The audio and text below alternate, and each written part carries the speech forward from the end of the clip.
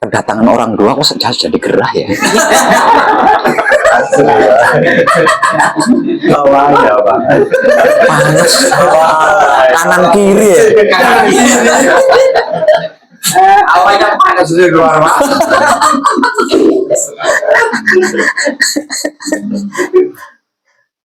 Bawa denda, bawa denda.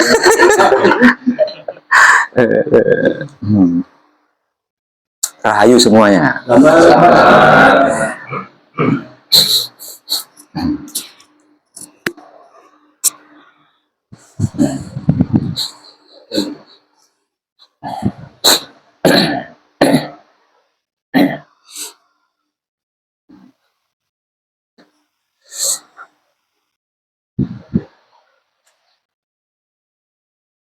Mengenal diri atau mengkaji diri itu mempunyai 3 tahapan. Tahapan pertama itu disebut sebagai perjuangan. Tahapan kedua itu disebut sebagai pengorbanan. Dan tahapan yang ketiga itu disebut-sebut sebagai pengabdian. Lah, 3 tahap ini mempunyai banyak jalan. Nah, 3 tahap ini mempunyai banyak jalan. Bisa saya ambil gambarannya seperti di muka bumi ini ya. Ada jalan lintas utara, ada jalan lintas selatan, ada jalan lintas tengah, ada jalan bypass, ada jalan raya, ada jalan gang, ada jalur tikus, ada jalan lewat laut, ada jalan lewat udara. Cara dan tekniknya juga banyak.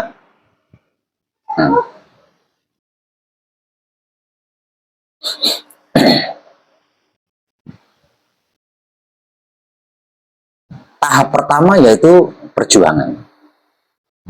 Tahap pertama yang disebut-sebut sebagai perjuangan, inilah yang sering saya bahasakan sebagai laku murni.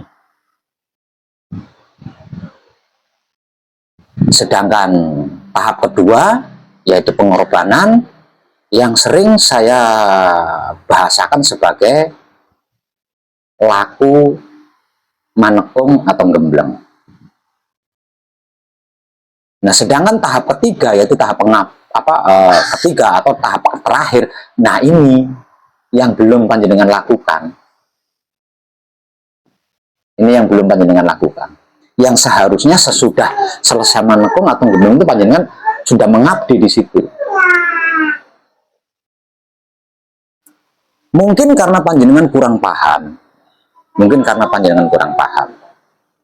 Maka malam ini kadangan kita di Bangkalan Madura, saya akan mengupas tentang pengabdian secara simpel atau singkat dan menggunakan bahasa yang paling sederhana.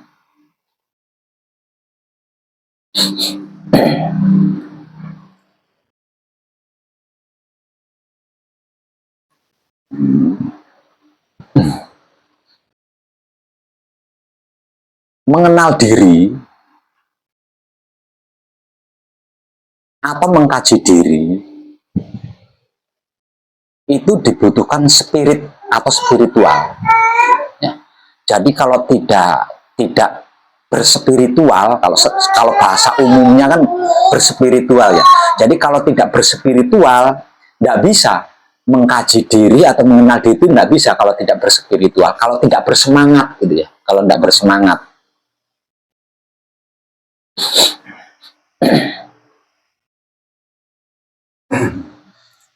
Jadi dibutuhkan spiritual atau dibutuhkan semangat. Ini masih belum laku ini, Pak Is ya. Ini laku belum di sini, masih belum. Karena ini masih proses pencarian.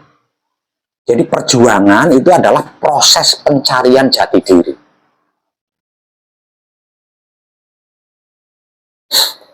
Nah, di dalam perjuangan atau di dalam proses mencari jati diri, ini seseorang tidak akan pernah bertemu dengan jati dirinya kalau belum mendapatkan ilmu pengertian, ilmu pemahaman, dan ilmu pengetahuan tentang apa dan bagaimana itu Wahyu Pancakep dan Wahyu Pancalaku, serta kemana arah tujuannya Wahyu Pancakep dan Wahyu Pancalaku. Kalau belum bertemu itu, masih terus mencari.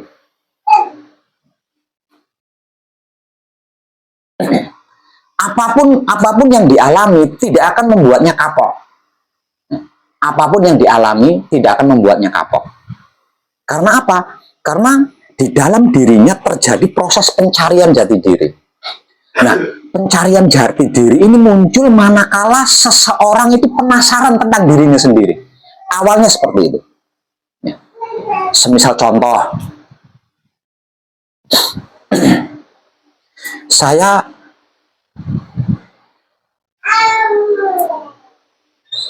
berjualan, saya bekerja, dan pekerjaan saya adalah berjualan. Ganti-ganti jualan, mulai dari jual aqua, jual mineral, jual es, berganti-ganti jualan gitu.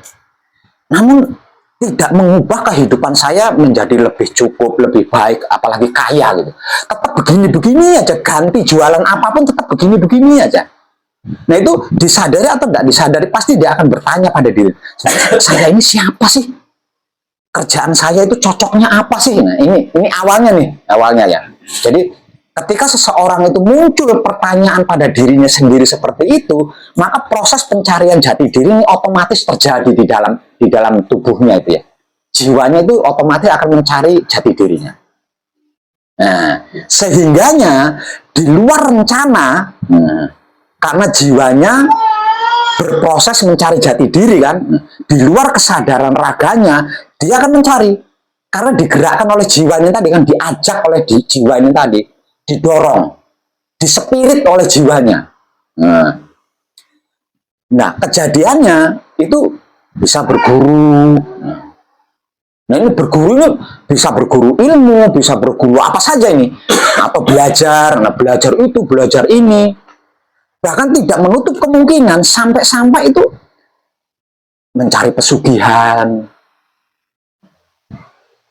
mencari barang-barang antik.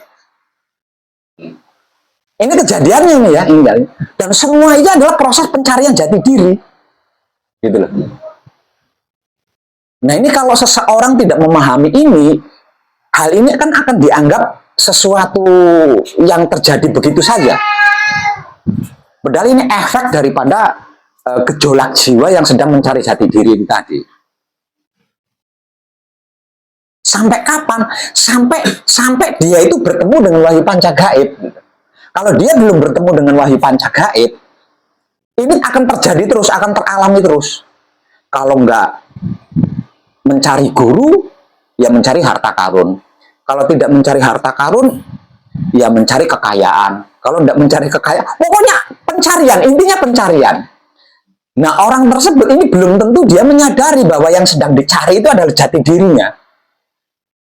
Yang ada hanya keinginan mencari. Nah, keinginan mencari ini bermula ketika dia bertanya pada dirinya sendiri. Entah itu tentang kegagalan-kegagalan, atau tentang masalah-masalah. Saya itu sudah berusaha baik, nggak pernah nipu orang, nggak pernah bohongi orang, tapi saya kok sering sekali dibohongi orang itu. Sebenarnya saya ini gimana ya kehidupan saya? Itu salah satu pertanyaan pada dirinya sendiri itu ya. Atau usaha ini nggak pernah berhasil, gagal terus. Usaha apa yang cocok buat saya? Ini bentuk-bentuk pertanyaan pada dirinya sendiri. Nah, manakala pertanyaan pada diri sendiri ini muncul, maka proses pencarian jati diri ini otomatis akan terjadi di dalam jiwanya. Dan ketika jiwanya bergejolak mencari jati diri, maka yang terjadi pada raganya yaitu tadi mencari guru, mencari harta karun, mencari kekayaan. Pokoknya intinya mencari. Nah, ini kalau orang yang paham kan dia langsung mencari jati diri kan. Tidak dengan cara-cara seperti itu tadi. Nah, untuk yang tidak paham kan ininya mencari. Supaya apa? Supaya kehidupannya lebih baik. Tujuannya itu hanya sekedar itu tujuannya. Dan proses ini akan terus terjadi, akan terus dialami sampai dia itu bertemu dengan wahyu pancagaib. Bahkan keliling dunia sekalipun kalau belum bertemu dengan wahyu pancagaib, dia akan terus mencari. Akan terus mencari. Nah, ini yang dimaksud tahap pertama, yaitu perjuangan, yang saya bahasakan sebagai laku murni. Jadi laku murni itu bersifat umum, siapapun bisa melakukan. Tidak harus putra kegudangannya Romo.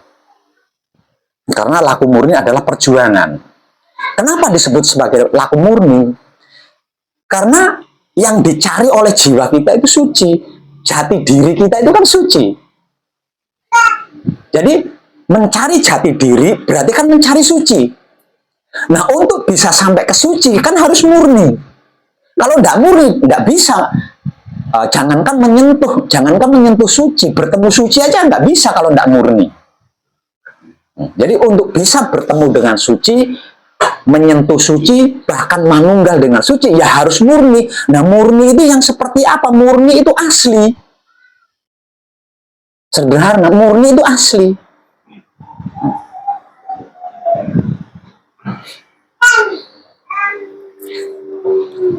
Asli seperti apa? Asli lah, kalau kita ini manusia, ya manusia asli, manusia seutuhnya gitu loh. Manusia seutuhnya. Nah, selagi di dalam pencarian jati diri, apapun itu bentuk prosesnya, kalau sang pencari ini tidak murni, berarti kan tidak asli. Ya tidak akan pernah bertemu wahyu pancagaib sampai kapanpun itu. Namun ketika dia mengalami kemurnian, mengalami keaslian sebagai manusia gitu ya, sebagai manusia asli gitu ya. Nah, ketika itu juga dia akan bertemu dengan wahyu pancagaib, entah dari temannya atau dari bahkan tidak menutup kemungkinan dari seseorang yang dia tidak kenal, atau dari internet.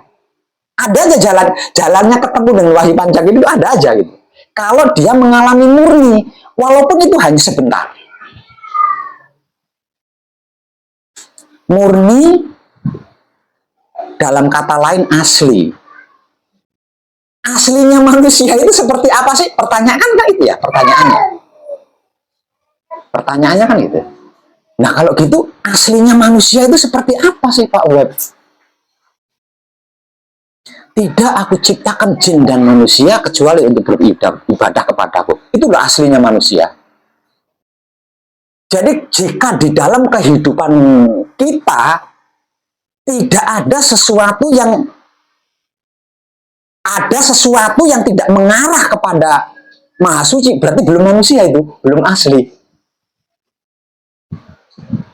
Jadi aslinya manusia itu adalah beribadah kepada yang dimaksud Tuhan. Nah, sekarang pertanyaan selanjutnya. Ibadah itu yang seperti apa, Pak Web? Nah, ini ya. Yang dimaksud ibadah itu yang bagaimana? Yang dimaksud ibadah itu yang seperti apa? Ibadah ini istilah Islam Kristen. Ya. Istilah keyakinan Kristen dan keyakinan Islam menyebutnya ibadah.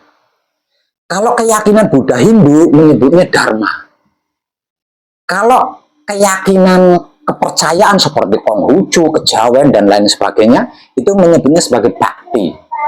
Bakti, dharma, ibadah, ini yang seperti apa? Yang saya bahasakan sebagai pengabdian.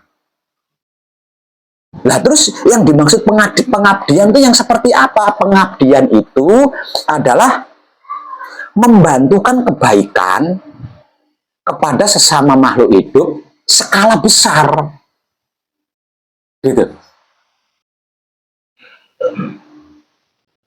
Nah, kalau belum pernah melakukan ini, ya tidak akan pernah ketemu wahyu pancagaib. Tidak akan pernah. Walaupun sudah keliling dunia.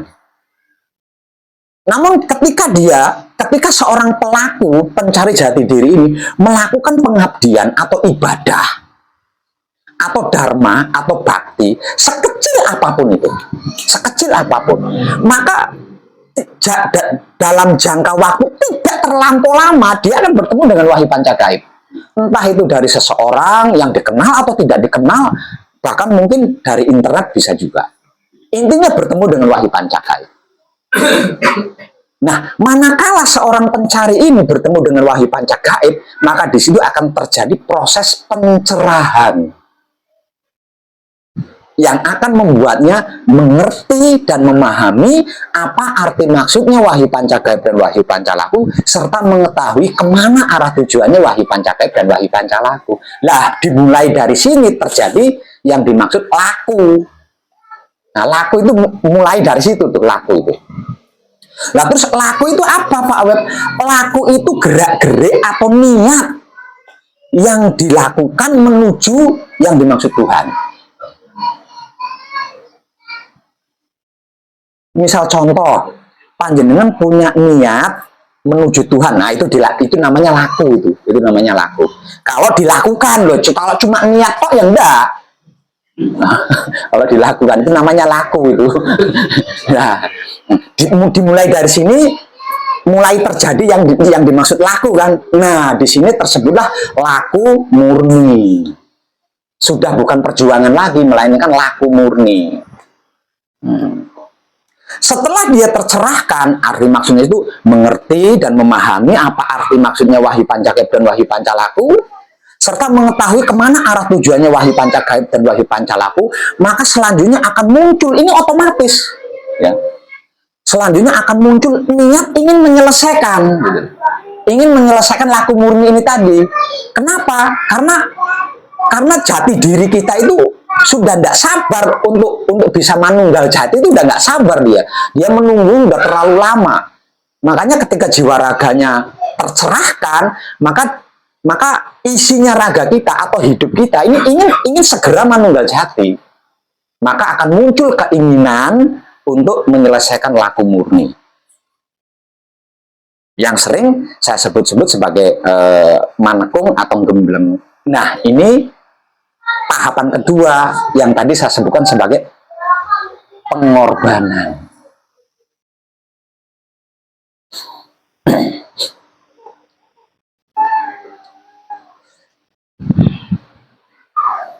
Di tahapan kedua yang disebut sebagai pengorbanan,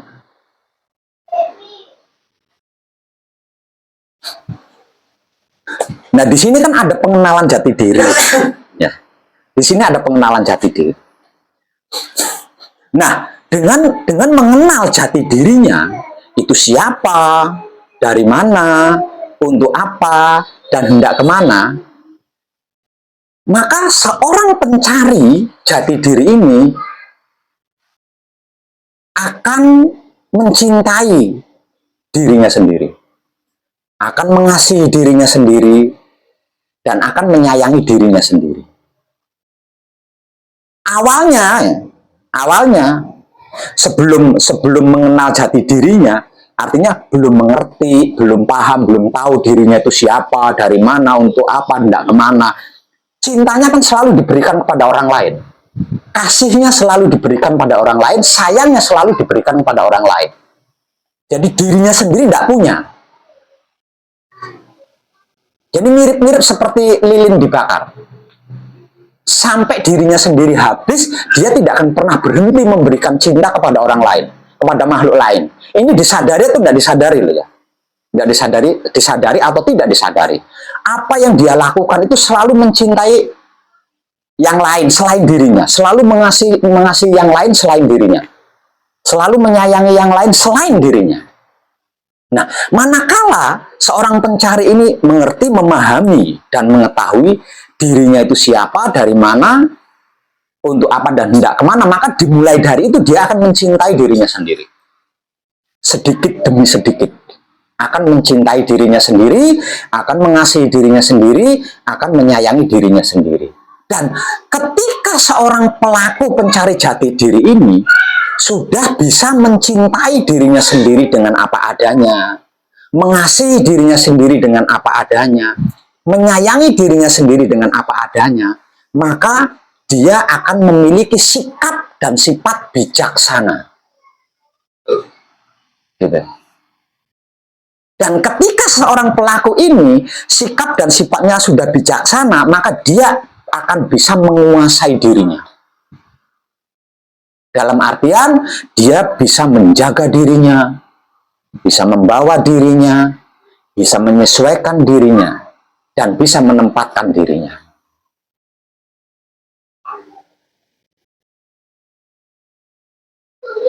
Dan ketika seseorang itu sudah bisa menguasai dirinya, maka dia akan manunggal jati.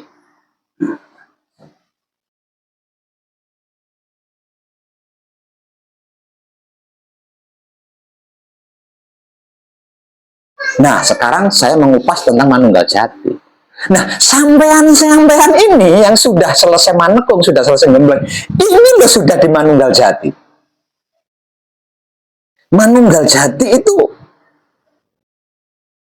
ilmu pengertiannya, ilmu pemahamannya atau pencerahannya kalau dalam bahasa sederhananya. Manunggal jati itu pencerahannya itu seperti apa Pak Web? Pencerahannya seperti ini. Manunggal jati ini kan ada yang menyebutnya sebagai Sidratul Muntaha, Telaga Tanjung. Ada juga yang menyebutnya sebagai insan kamil. Banyak sekali penyebutan itu, banyak sekali. Itulah puncak kehidupan manusia hidup. Manunggal jati berarti berada di puncak tertinggi. Bisa saya filosofikan sebagai sebuah gunung.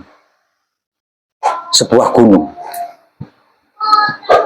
Nah, sampean sebelum manunggal jati nih, berjuang dan berkorban. Apapun itu prosesnya, bagaimanapun prosesnya, untuk mendaki gunung itu. Nah, tujuan mendaki gunung ini apa? Puncaknya bukan? Nah, sekarang panjenengan sudah berada di puncak gunung itu. Itulah manunggal jati. Nah, di puncak gunung ini nggak ada jalan, Pak Is. Nggak ada jalan. Kecuali jalan turun lagi ke gunung. Selain jalan turun lagi ke gunung, nggak ada. Di puncak ini. Jadi, kalau panjenengan berspiritual, kalau panjenengan laku, panjenengan akan turun lagi ke gunung ini. Panjenengan akan kembali turun lagi dari gunung. Kalau panjenengan laku, kalau panjenengan berspiritual.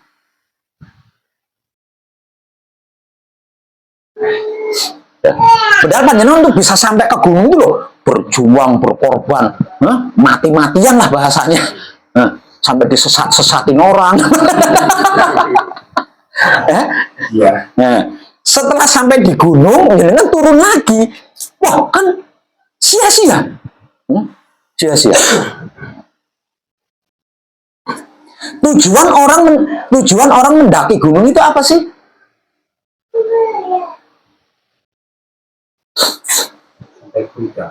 Iya, tujuan orang mendaki gunung sampai ke puncak itu apa? Coba. Kalau panjenengan belum pernah mendaki gunung mungkin tidak tahu lah.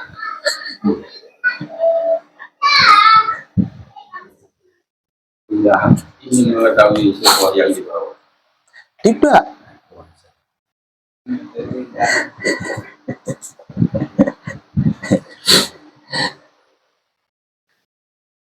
Udara segar atau udara orisinal, oksigen orisinal. Dan itu hanya ada di puncak gunung kan.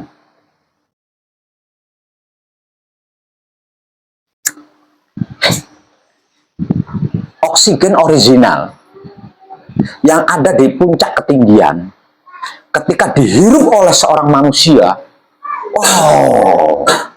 hilang semua tutupan. Fresh. Makanya ketika seseorang mendaki gunung, sesampainya di puncak itu kan menikmati itu kan. Males dah turun itu, males dah. Maunya di situ terus. Terlebih lagi kalau dia sampai berdiri melihat pemandangan yang ada di bawahnya. Maka disitulah kesadaran seorang manusia akan terbuka. Bahwa apapun itu kecil, nggak ada yang besar, kecuali dirinya sendiri.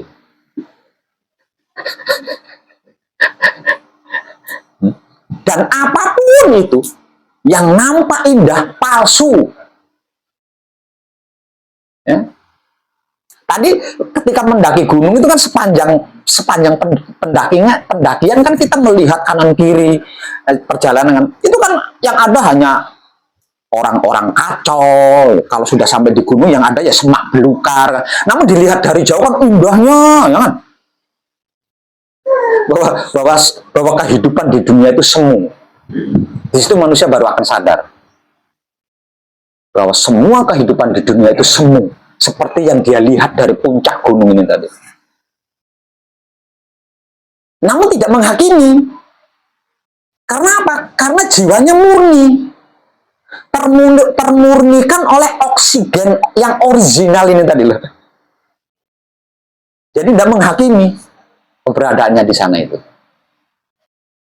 Kalau panjenengan sampai berjalan, ya panjenengan akan turun lagi di situ.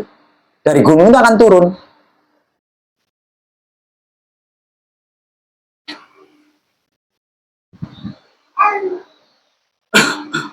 Maka semua sarana, semua fasilitas untuk mengabdi, untuk beribadah, untuk berdharma, untuk berbakti, itu tersedia di puncak itu. Itu ada di puncak itu. Namun bisa digunakan ketika kita melakukan bakti, ketika kita melakukan dharma, ketika kita melakukan pengabdian, ketika kita melakukan ibadah. Kalau kita tidak melakukannya, maka fasilitas ini tidak bisa digunakan. Karena fasilitas ini disediakan untuk mengabdi, untuk berdharma, untuk berbakti, untuk beribadah. Jadi kalau tidak beribadah, tidak melakukan ibadah, tidak melakukan pengabdian, tidak melakukan dharma, tidak melakukan bakti, fasilitas ini tidak bisa digunakan. Karena beda ranahnya, beda dimensinya.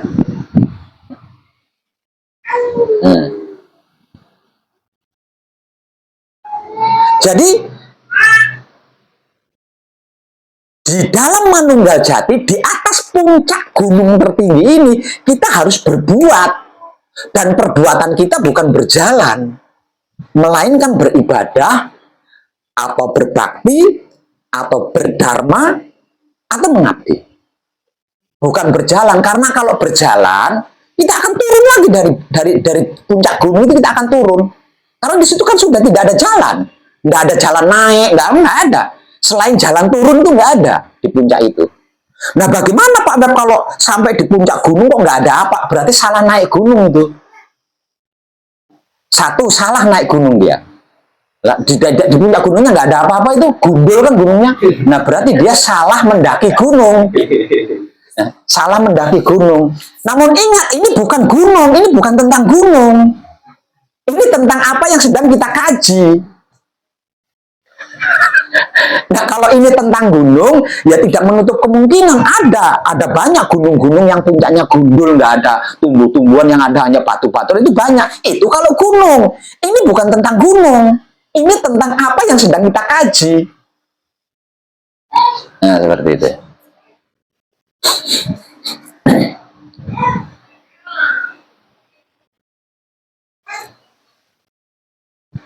Jadi selama ini yang membuat panjenengan berputar-putar di puncak gunung itu aja. Selain berputar-putar di puncak gunung itu nggak ada yang panjenengan lakukan. Mau turun gunung ragu, nanti kembali nol lagi. Ya, nggak turun dari gunung, nggak tahu apa yang harus aku lakukan di sini. Lalu nggak ada apa-apa kan gitu. Tapi jenengan posisinya aja di sini nih, ada di sini nih.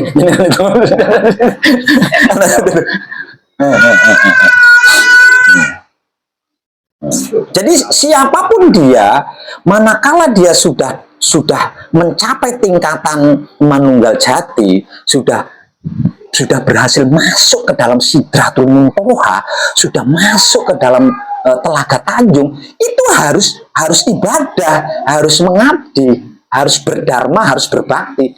Kalau enggak, ya enggak tahu apa-apa, enggak ngerti apa-apa, enggak paham apa-apa, enggak tahu apa-apa. Taunya ya gunung gundul itu tadi, hanya ada batu-batu, enggak ada tumbuhannya itu tadi. Nah, situ. Jadi untuk mengerti, memahami, mengetahui apa yang ada, apa yang tersedia di ranah panjenengan, ya panjenengan harus melakukan ibadah itu tadi. Harus melakukan dharma atau bakti atau pengabdian itu tadi. Nah, lalu dharma, bakti, ibadah, pengabdian yang seperti apa? Tadi sudah saya jawab ya. Dharma atau bakti atau ibadah atau pengabdian adalah kebaikan yang kita bisa kita bantukan kepada orang lain, namun skala besar, bukan perorangan, bukan individu. Itu loh. Panjenengan mungkin sudah melakukan, namun kelasnya individu, kelasnya perorangan, belum skala besar. Artinya tidak masuk dalam kategori mengabdi atau ibadah atau dharma atau bakti. Nah, sehingga panjenengan tidak bisa menyaksikan fasilitas yang disediakan untuk panjenengan.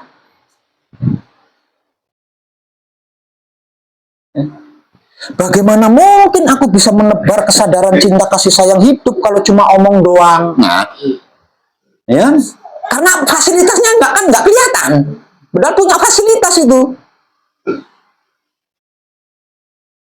Ini zaman sekarang ya, menebar kesadaran cinta kasih sayang hidup cuma ngomong kok, ini gitu. Ya. Nah, kenapa ini terjadi? Lah karena fasilitas yang sudah disediakan dia tidak ngerti, tidak paham, tidak tahu. Nah, untuk bisa mengerti, memahami dan mengetahui fasilitas yang dimiliki sebagai bekal atau bahan beribadah, mengabdi, bakti, dharma ini tadi, ya harus melakukan dharma, bakti, ibadah atau pengabdian itu tadi. Kalau enggak melakukan ya enggak akan tahu ini fasilitas yang tersedia ini, enggak akan tahu. Kenapa mengalami seperti itu? Nah, ini yang perlu saya garis bawahi. Kenapa mengalami seperti itu? Maka sudah dalam keadaan manunggal jati. Kok sampai enggak tahu? Kok sampai enggak paham? Kok sampai enggak ngerti? Nah, ini yang saya garis bawahi. Karena mulai dari laku murni sampai ke laku suci, kita kan bergelut dengan kesadaran. Ya. Kalau kita bermain kesadaran. Kalau kita mencari kesadaran, inilah yang kita cari. Karena kesadaran inilah gerak-gerik hidup yang bisa menuntun kita, kan? Artinya, disadari atau tidak disadari, kita kan dalam kesadaran. Ya enggak? Kita kan dalam kesadaran. Tentang kesadaran, udah terlalu banyak ini video pencerahannya itu, udah terlalu banyak. Ya, udah terlalu banyak. Kalau harus saya ulas kembali secara simpel, apa yang membuat kita bisa melihat itu adalah kesadaran. Apa yang membuat kita bisa mendengar itu adalah kesadaran. Apa yang membuat kita bisa mencium itu adalah kesadaran. Apa yang bisa membuat kita merasakan itu adalah kesadaran. Apa yang membuat kita bisa berpikir itu adalah kesadaran. Apakah penjelasan itu masih kurang? Ya? Sudah cukup kan? Namun kenapa? Kalau panjenengan menjawabnya sudah cukup itu Pak Web. Kalau panjenengan menjawab sudah cukup Pak Web. Namun kenapa? Ketika panjenengan patrap samadhi, patrap kunci, sedikit aja tangan panjenengan pegal, kan baru 3 kali baca kunci, kenapa sih tangan kok kamu harus pegal? Satu itu. Kedua, ketika bersamadhi, diam. Samadhi itu diam. Ada apapun tidak boleh terpengaruh. Karena apa? Karena samadhi intinya adalah diam. Diam dah. otaknya berpikir Jakarta. Ih, ngapain sih kamu otak? Kok mikirin Jakarta? Kan aku maunya sama hati. Ngapain kamu mikirin Jakarta? Gitu. Kayak gitu ya. Ingat masalah, ingat pekerjaan. Nggak bisa tenang saya medinya. Kayak gitu ya. Pinggangnya pegel. Kurang apanya sih sayang? Nah ini loh panjenengan itu ada di ranah ini. Kalau panjenengan tidak berkesadaran, kalau panjenengan tidak berada di dalam kesadaran, mana mungkin panjenengan itu tahu kalau otaknya itu berpikir Jakarta. Yang membuat panjenengan mengetahui kalau otak panjenengan itu sedang berpikir Jakarta, itu kan kesadaran. Yang membuat panjenengan mengetahui tangannya pegal, itu kan kesadaran. Dan dari tadi kesadaran ini kan sedang kita cari, sedang kita geluti, ya kan? Nah, kedatangan kesadaran, kesadarannya aktif, kok sampai nggak sadar? Hah? Terus gimana itu? Didatangi kesadaran, kesadarannya yang tadinya tidur jadi aktif, jadi bangun, lah kok malah gimana itu? Bisa dipermasalahkan. Bisa disengit. Dipermasalahkan. Bukan dipermasalahkan, tidak sadar kalau dirinya itu sedang berkesadaran. Manusia yang tidak berkesadaran selain tidur adalah pingsan. Itu manusia yang tidak berkesadaran. Selain tidur dia pingsan. Kalau tidak tidur, tidak pingsan, melek, berarti dia berkesadaran, berarti dia dalam kesadaran. Buktinya bisa melihat, bisa mendengar.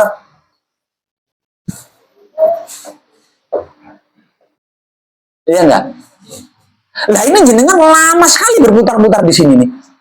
Berkesadaran namun tidak menyadari kalau dirinya itu sedang sadar, kan aneh. Nah ini yang membuat panjenengan tidak segera action melakukan pengabdian, ibadah, dharma, dan bakti. Karena panjenengan menunggu saat yang tepat. Menunggu waktu.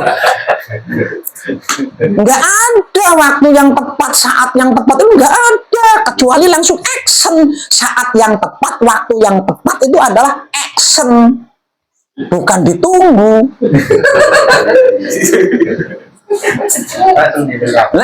Jenengan asik menunggu. Panjenengan tahu. Mungkin panjenengan belum pernah mengalami menunggu sih ya. Orang menunggu itu jenuh, gelisah. Iya jenuh, gelisah, bete. Ya. Wah, rokok satu slop aja itu bisa habis 1 jam itu karena stres kan nunggu. Ini ingkar janji, ini itu orang menunggu loh. Kok suka banget nih dengan menunggu. Maka ada di puncak tertinggi nunggu kan, bobo kayak apa gelisahnya itu. Jangan menunggu, jemput bola. Jemput bola, jangan menunggu. Nah kalau panjenengan tidak menjemput bola, fasilitas yang disediakan panjenengan nggak ngerti, nggak paham, nggak tahu. Makanya saya saya kan sering ngasih contoh. Saya paling nggak suka menunggu bola. Saya paling suka menjemput bola. Itu kan aslinya motivasi buat panjenengan, menggugah kesadaran panjenengan. Dan panjenengan sama-sama tahu yang namanya orang nunggu itu bio. Tuh, aneh. Patrat samadhi itu tidak bisa dilakukan dengan tidur, dengan melamun, apalagi dengan pingsan itu tidak bisa.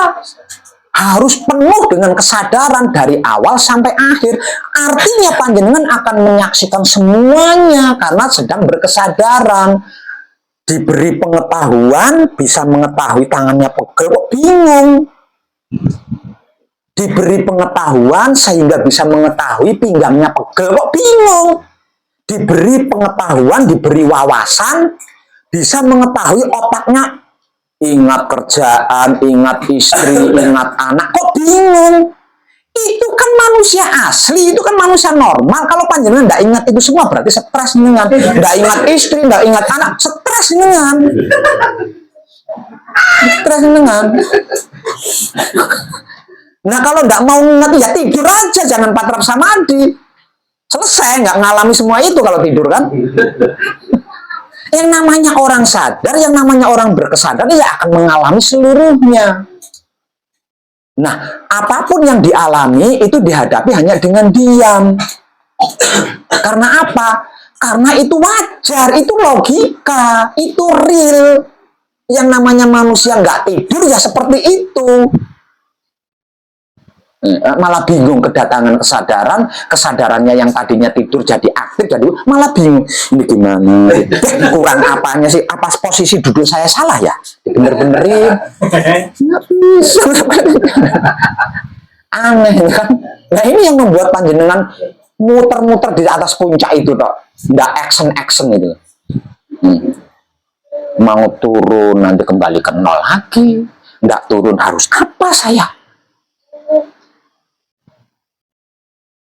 Ini itu gimana itu Mas Is? Nah gitu. Gimana men?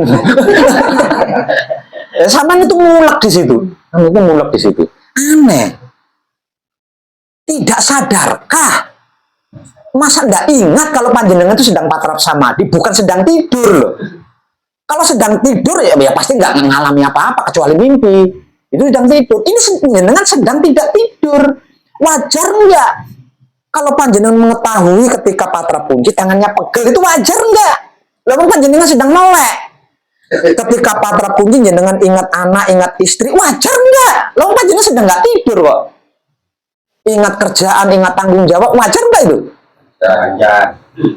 Karena panjenengan sedang berkesadaran. Mencari kesadaran, kedatangan kesadaran malah bingung. Tapi gimana itu? This.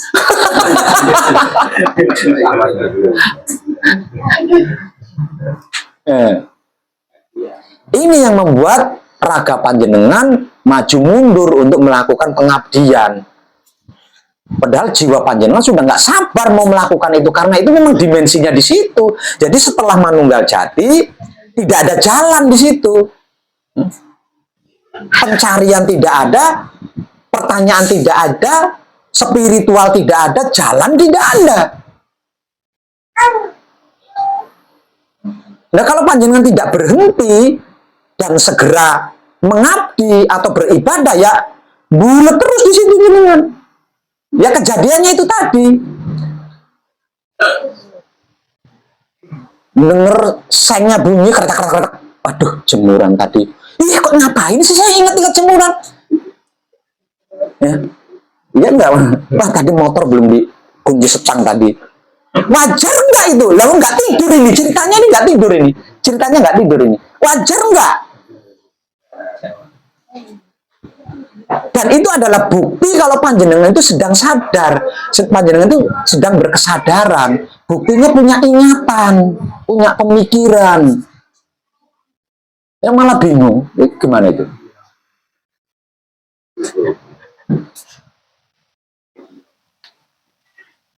Jadi kesimpulannya hentikan semua itu, hentikan.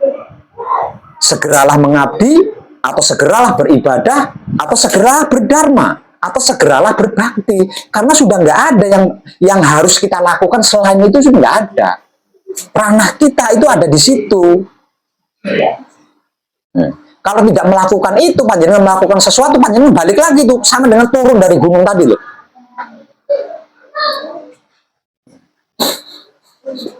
Oke, Mas Yes. Sejak perpisahannya alam semesta dimulai dari memasuki diri kita. Jadi alam semesta itu awalnya kan satu, alamnya kan esa, awalnya itu kan esa tunggal. Kemudian alam semesta ini memecah dirinya menjadi dua demi untuk menciptakan kesempurnaan. Untuk sebuah kesempurnaan, alam semesta yang awalnya satu ini memecah diri. Satu bagian masuk ke dalam jasadnya manusia disebut sebagai hidup. Nah, semenjak perpisahan itu, ini kalau dalam bahasa moral ya, visi dan misinya perpisahan ini kan untuk kesempurnaan. Nah, agar supaya kesempurnaan yang menjadi visi dan misi alam semesta ini terjadi setelah perpisahan, ini kan harus bertemu lagi. Ini yang dimaksud kesempurnaan itu kan. Jadi sejak perpisahannya, alam semesta yang ada di luar diri dan alam semesta yang ada di dalam diri ini ingin sekali manunggal jati, ingin bertemu, ingin bersatu lagi seperti awalnya tadi loh. Setelah kesempurnaan ini tercipta loh ya, setelah kesempurnaan ini tercipta. Nah ini nggak bisa kembali lagi satu seperti dulu, kembali manunggal jati seperti dulu, itu nggak bisa tanpa jiwa raga ini. Jadi alam semesta di dalam diri ini bisa kembali menyatu dengan alam semesta di luar diri melalui jiwa raga ini. Yang ngantar itu jiwa raga ini. Kalau nggak diantar oleh jiwa raga ini, nggak bisa ini. Dia nggak bisa. Jadi kesimpulannya jiwa raga ini amat sangat istimewa bagi hidup. Karena tanpa jiwa raga dia tidak bisa kembali lagi menyatu seperti sedia kala. Nah, pelayanan jiwa raga terhadap alam semesta di dalam diri, inilah yang dimaksud ibadah atau pengabdian atau dharma atau bakti, yaitu secara simpel melayani hidup. Jiwa raga kita melayani hidup yang sedang berupaya manunggal dengan alam semesta di luar diri. Nah, ini jenengan harus segera melakukan itu. Kalau tidak, ya panjenengan hanya toleh-toleh gini, toleh. Apanya yang kurang ya? Padahal saya sudah berusaha menunjukkan yang terbaik, namun kok tidak baik-baik ya? Seperti yang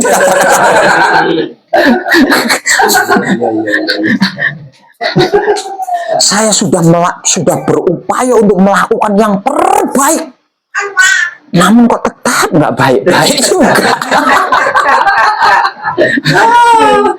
Ya nggak bisa lah, wong tidak melayani hidup, Pak.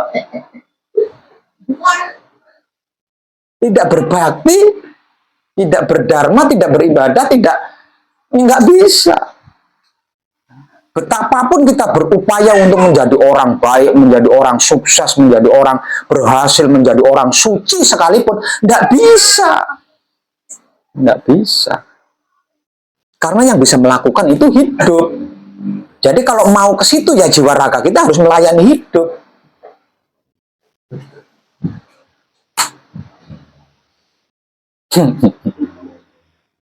Pertanyaannya, Pak. Oh, boleh. Hidup saya itu mengajak saya bertani, bagaimana, Pak? Layani lah. Dalam skala besarnya, Pak. Iya, lah bertani itu kan skala besar. Emangnya hasil tanimu kau makan sendiri? Ya, itu kan apa pengabdian skala besar. Ya, nah, ya, layani. Saya kira skala besar itu punya sawah banyak. Duh, itu kaya itu.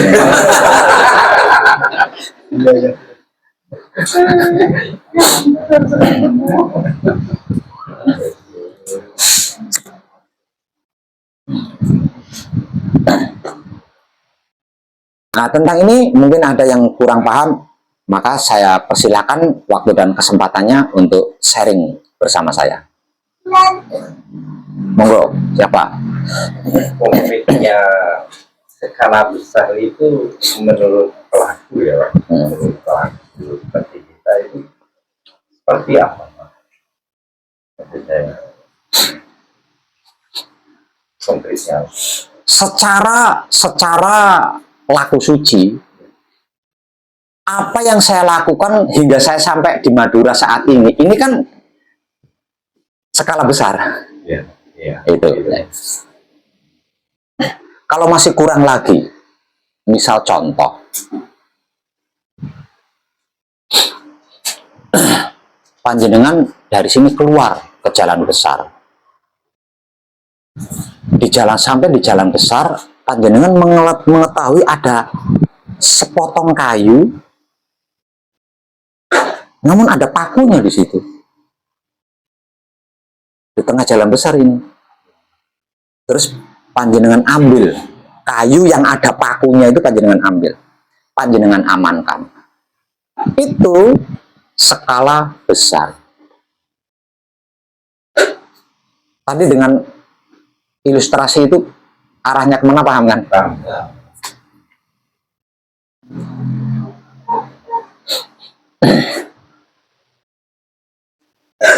Atau mungkin setiap kali musim hujan lingkungan saya selalu banjir. Panjenengan cari-cari penyebab banjirnya ini apa sih sebenarnya? Panjenengan cari-cari. Sudah pasti penyebab banjir adalah terkumpulnya sampah yang menghalangi aliran air kan? Nah terus untuk agar supaya tidak mengalami banjir lingkungan panjenengan, panjenengan membersihkan kalenan atau got yang ada di tempat tinggal panjenengan. Panjenengan bersihkan, sampah-sampahnya diambil, yang memungkinkan air itu tidak bisa mengalir, panjenengan buat sedemikian rupa. Itu pasti nanti nyambung itu. Got saya atau parit saya bersih sih, namun tetangga saya belum bersih itu. Nanti kalau ada air, ya airnya cuma gendang di sini, nggak bisa ngalir ke sana. Nah itu parit tetangga masih kayak gitu, itu pasti akan muncul. Dibersihkan. Dan dengan seperti itu, ketika musim hujan tiba, lingkungan panjenengan aman dari bencana banjir. Dan yang tidak mengalami banjir itu bukan cuma jenengan toh, ya, satu RT bahkan mungkin satu kampung itu. Itu namanya kebaikan skala besar.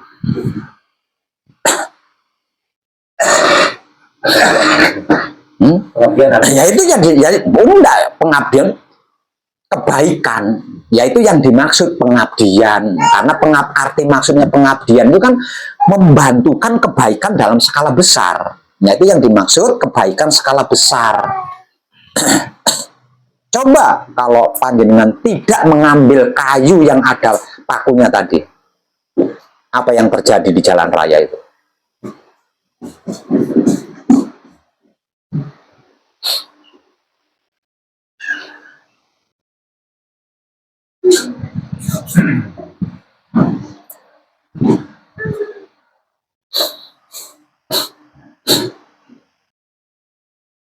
Ada lagi pertanyaan?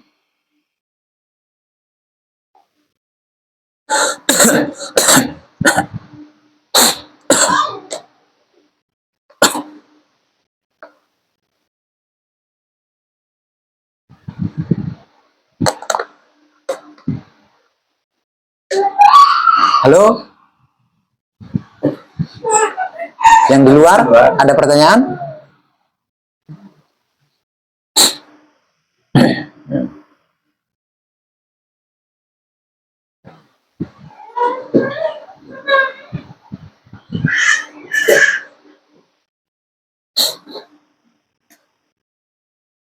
G. Panjenengan melakukan patrap samadhi itu sudah termasuk pengabdian, bentuk pengabdian, karena panjenengan melayani hidup yang ingin manunggal jati dengan alam semesta di luar. Maka panjenengan melakukan patrap samadhi itu sudah pengabdian, itu bentuk pelayanan terhadap hidup. Namun skala kecil, individu, untuk diri panjenengan sendiri. Nah ini dilakukan untuk skala besar, banyak orang, tidak individu, tidak perorangan. Hanya itu aja. Kebaikan-kebaikan yang sudah kita lakukan, bahkan mungkin sering kita lakukan kepada perorangan. Nah ini kita buat skala besar. Sesederhananya kan itu sederhananya. Nah kalau tidak mampu skala besar, ya nggak usah dilakukan, untuk diri sendiri aja dulu. Karena sia-sia.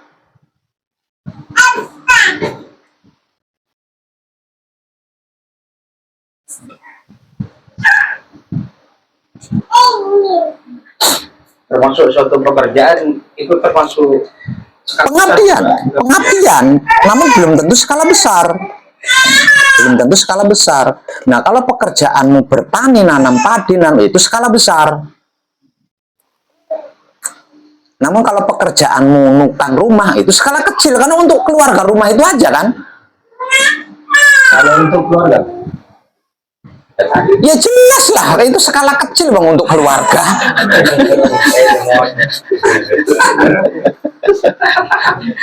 Untuk perorangan.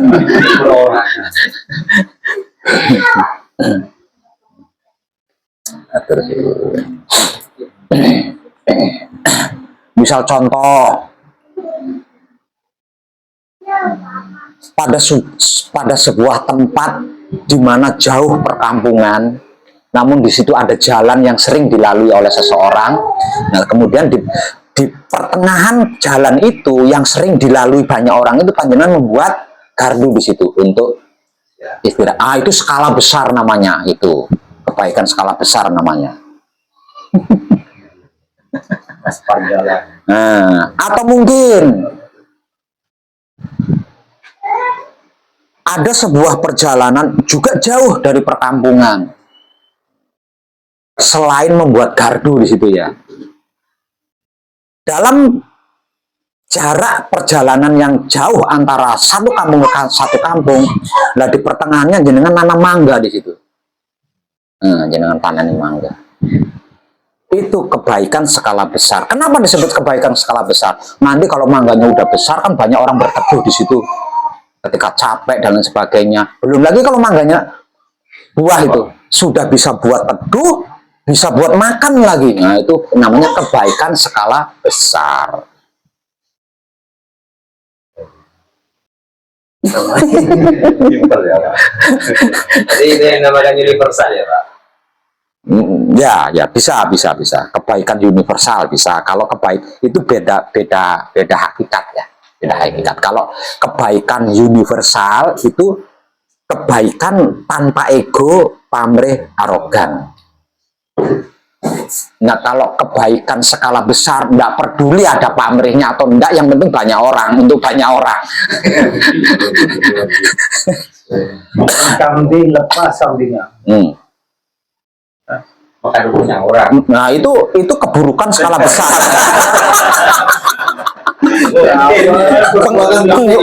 Pengerusakan skala besar itu namanya. Ada penjaganya nih. Kita lepas kambingnya kan ya.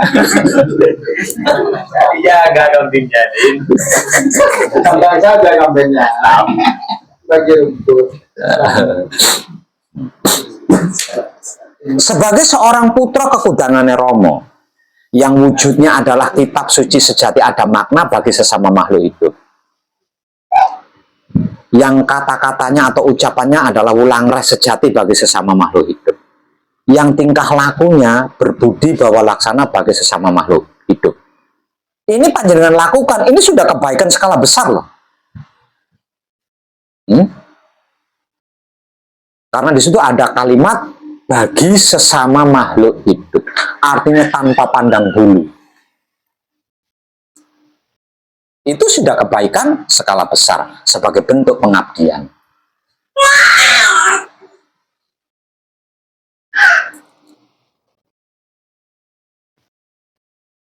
Nah, kalau semua putra kekudangannya Romo paham ini, tidak ada ceritanya malas patrap samadhi itu. Karena patrap samadhi ini kan mengabdi, melayani hidup kan, dan tidak ada yang lebih baik sesudah manunggal jati. Itu tidak ada yang lebih baik selain mengabdi, selain ibadah, selain dharma, selain bakti. Jadi nggak ada alasan menunda waktu, mencari-cari waktu yang tepat, kesempatan yang tepat, males, itu nggak ada alasan. Kalau mengetahui bahwa patrap samadhi itu adalah mengabdi. Nah, yang menjadikan kita ada kalanya patrap samadhi itu semangat, ada kalanya patrap samadhi itu males, ada kalanya patrap samadhi itu ngundang, ngabisin satu rokok. Yang menjadikan kita seperti itu kan kita kita mencerna bahwa wahyu pancagaib, patrap samadhi itu kan maksimalnya kewajiban, tanggung jawab, ini enggak? Kewajiban, tanggung jawab. Hal ini menjadikan kita ketika patrap samadhi, ini pasti ada pamrihnya. Karena putra Roma kan harus patrap samadhi. Dengan patrap samadhi nanti selamat, nanti sempurna, nanti tentram. Yuk, banyak itu, embel-embelnya itu.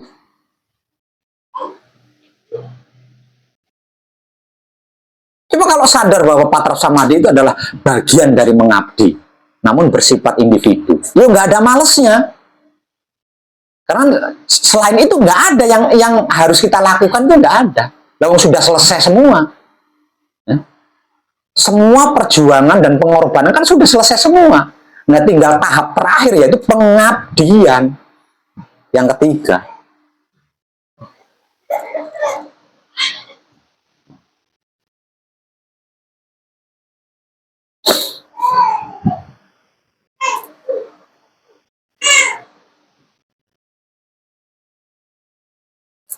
Ada pertanyaan atau mungkin ungkapan? Iya, jadi apa yang telah Bapak sampaikan itu sebenarnya bentuk seperti itu sudah kami lakukan, tapi memang belum mengerti kalau itu bentuk pengabdian. Contoh seperti saya, Pak. Saya memang pekerjaannya tiap hari itu, kalau pagi itu satu, kalau di depan sekolah saya sering nyebrangin anak sekolah itu, Pak. Kalau di rumah sakit ya kadang itu banyak orang yang sakit itu yang memang butuh bantuan untuk memperlancar ke rumah sakit itu, Pak. Cuma ya apa ya, motivasi bahwasannya itu pengabdian ini baru sekarang saya merasakan kalau itu pengabdian gitu. Iya, baru tahu, Pak.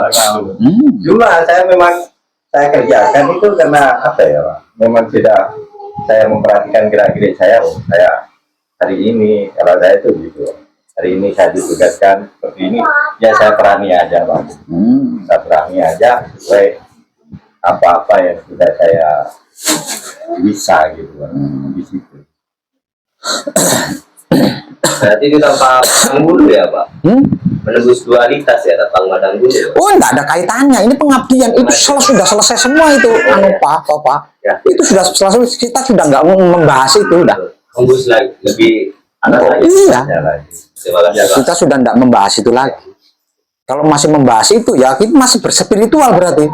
Kita masih berspiritual. Terima kasih, Pak. Masih laku. Ini sudah pengabdian, udah tingkatan ketiga atau terakhir, yaitu mengabdi. Artinya tingkatan tertinggi itu, Pak. Ya, Artinya itu tingkatan paling tertinggi itu, Pak. tertinggi.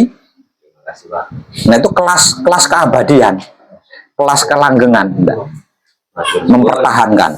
Nanti disesuaikan dengan tindakannya pelaku tadi. Jadi logikanya, ini kita berbicara logika, kan kita suka logika kan. Setelah kita belajar, lalu hasil dari apa yang kita pelajari itu untuk apa?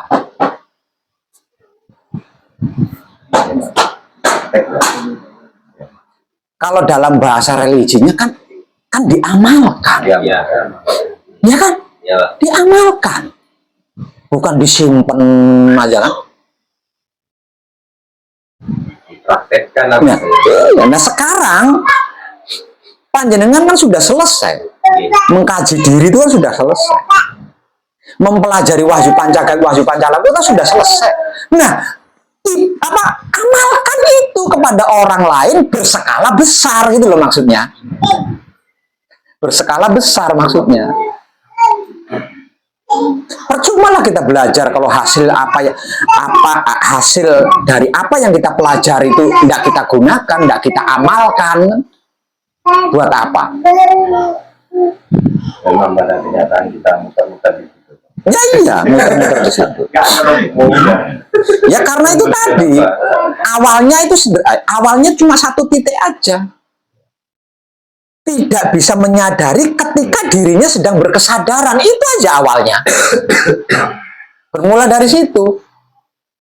nggak nyadar, iya ya saya kan sedang patrap samadhi, bukan sedang tidur. Wajar lah kalau otak saya itu ingat itu, mikir itu kan itu nggak nyampe ke situ kesadarannya.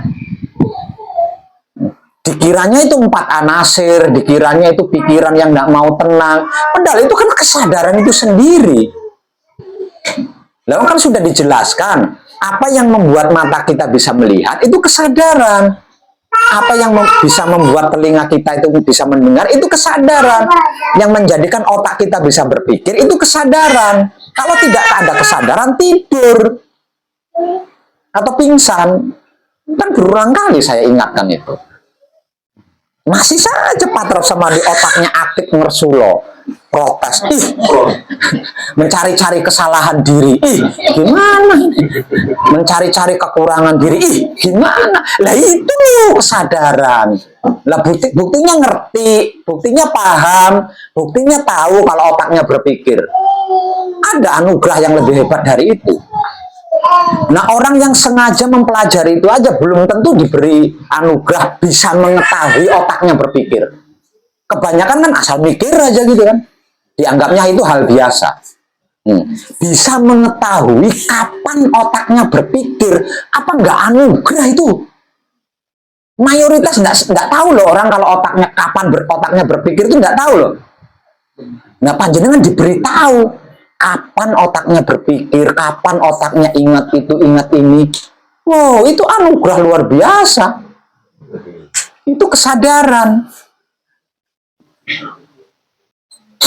Kalau panjenengan tidur, kalau panjenengan melamun, jenengan tidak akan tahu itu. Nyun sewu, ada satu hal. Mau pulang duluan, ada satu hal. Oke, siap. Cip. Selamat. Bang, minta sesuatu. Minta diketak. Janganlah. Saya bisa nyium kok. Selamat.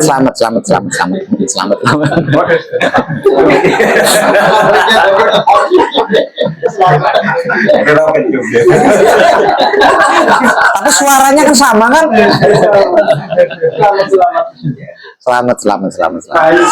Ya, selamat. Pak.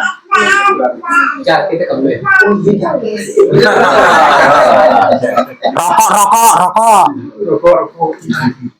Ini. Iya. Oke, selamat. Terima kasih. Ada lagi pertanyaan, ungkapan mungkin. Kalau saya itu kan pekerjaannya kan di bidang beca, dan tentunya kan nggak pada bodoh anggaran orang. Apa itu termasuk skala besar juga? Skala besar kalau engkau tidak mengharap bayaran. Misalkan dibayar ya sampean jangan seneng, misalnya nggak dibayar ya sampean jangan kecewa. Ya itu tertinggi di Kan melayani. tertinggi termasuk kan juga pengabdian. Iya, ya pengabdian itu yang melayani itu tadi. Supir, iya, yang ini skala besar. Tapi kalau panjenengan begini, penumpang saya masnya pasti nanti bayarnya mahal, ya nggak masuk itu. Pasti dikasih upah banyak, nggak malah ya berarti nggak masuk.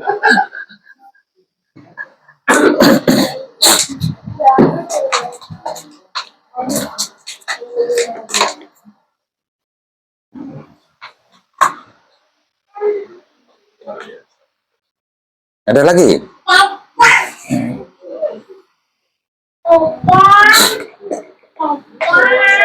Jadi kesimpulannya, apapun kelakuan hidup memperlakukan jiwa raga kita, sadari bahwa jiwa raga kita sedang melayani hidup.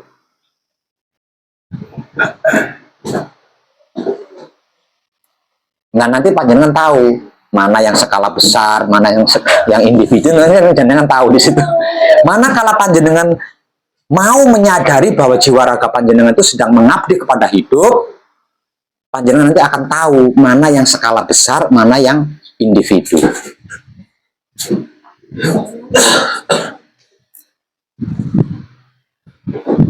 Dan ketika melakukannya, lakukan saja.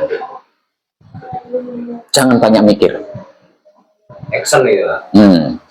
Misalkan mikir, misalkan sampai berpikir, ya jangan mengeluh, jangan sedih, jangan kecewa. Karena apa? Karena kita mikir kan menggunakan otaknya dia. Ya enggak? Misalkan kita membatin sesuatu, juga menggunakan hatinya dia. Misalnya ingin itu ini juga menggunakan kelaminnya kan? Bukan kelamin tetangga, bukan otak tetangga kan? Iya.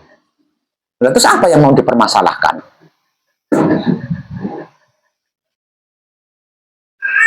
Dong semuanya dia. Kita hanya pengantar, kita hanya tukang ojek. Ya? Kita hanya tukang ojek. Kita grabnya dia, tukang ojeknya dia.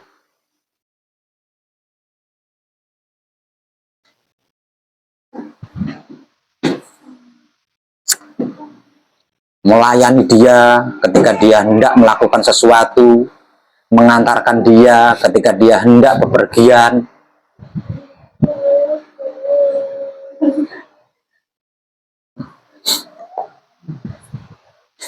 Ketika kita patrap kunci, emangnya raga ini bisa patrap kunci? Ya? Nggak bisa kan, raga ini kan nggak bisa kan? Yang bisa kan hidup. Namun dalam kenyataan, kenapa raga bisa? Berarti raga kita sedang melayani hidup yang mau patrap. Nah itu nggak ada yang lebih membahagiakan dari itu. Tidak ada satupun manusia, tidak ada satupun kebahagiaan yang melebihi kebahagiaan jiwa raganya seseorang yang masih digunakan oleh hidup. Ketika jiwa raga ini sudah tidak digunakan oleh hidup, dikubur itu. Iya enggak? Berarti kan luar biasa sekali masih digunakan oleh hidup. Nah, ketika hidup menggunakan, jadi kita harus legowo. Karena kita sedang melayani. Jadi jangan sampai ada asam di situ. Oke.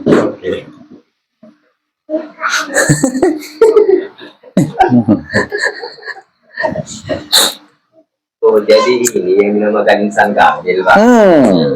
Terima kasih, Pak.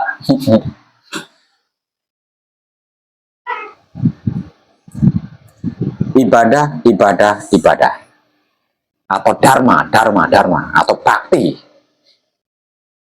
dan saya mengistilahkannya sebagai pengabdian. Nah itulah jati diri kita. Wujud kita adalah wujud kita adalah kitab suci sejati ada makna, tanda kutip, bagi sesama makhluk hidup. Apa nggak melayani tuh? Prakteknya kan harus melayani. Agar supaya makhluk-makhluk hidup yang lainnya juga bisa jadi kitab suci sejati ada makna. Ucapan kita adalah wulangreh sejati, tanda kutip, bagi sesama makhluk hidup. Berarti kan melayani makhluk hidup yang lain. Agar supaya makhluk-makhluk hidup yang lain itu juga ucapannya menjadi wulangreh sejati. Begitu juga dengan tingkah laku kita yang berbudi bawa laksana. Tanda kutipnya bagi sesama makhluk hidup. Nah dari situ kita bisa mengambil kesimpulan kan bahwasanya kita harus melayani yang belum, gitu, Pak Is, yang belum. Kalau yang sudah ngapain dilayani? Yang sudah ya pastinya akan melakukan pelayanan yang sama.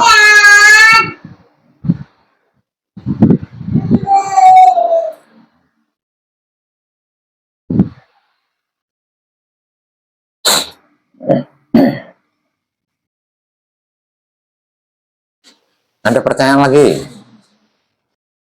Kalau untuk ini bahwa kalau untuk pelaku murni, apakah bisa melakukan skala besar itu?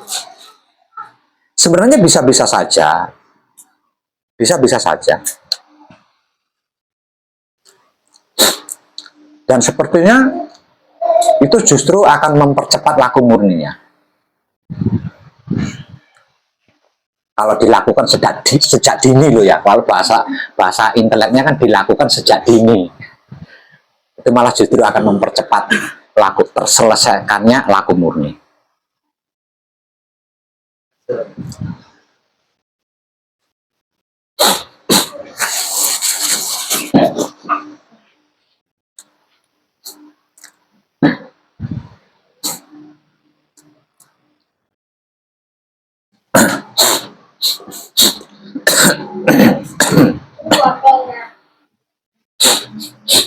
Oke. Pak Jos, Pak, terima kasih banyak. Ketemu titik terangnya. Nah, Pak Is dulu kan pernah kirim uang untuk pesanggerahan. Itu sudah pengabdian skala besar. Karena apa? Karena pesanggerahan kan untuk banyak orang. Ayo. Namun saya kenapa tidak menyadari itu kalau itu adalah pengabdian?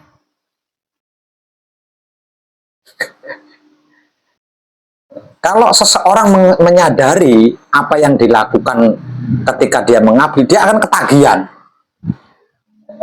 Karena apa? Karena semakin dia melakukan pengabdian itu, semakin banyak fasilitas-fasilitas yang terlihat sehingga bisa digunakan. Jadi berkembang terus ya, Pak? Iya, terus.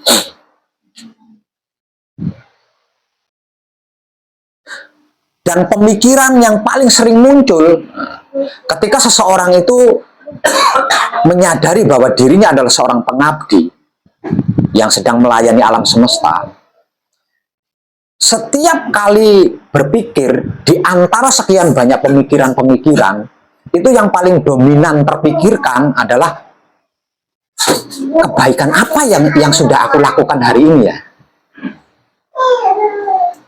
Aku mau melakukan kebaikan di mana ya hari ini?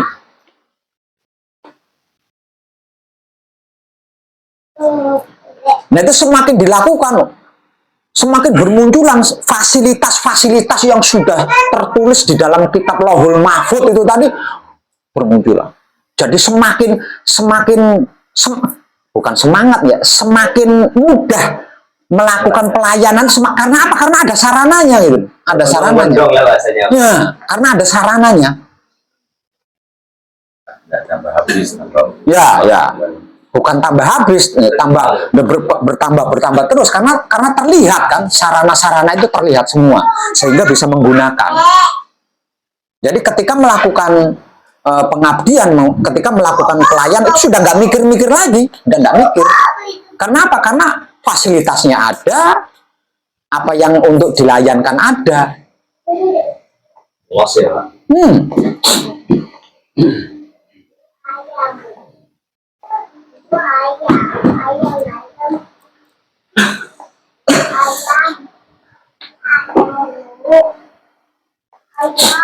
Ada lagi? Ini Mas Deva kayaknya tadi habis berguru di Surabaya.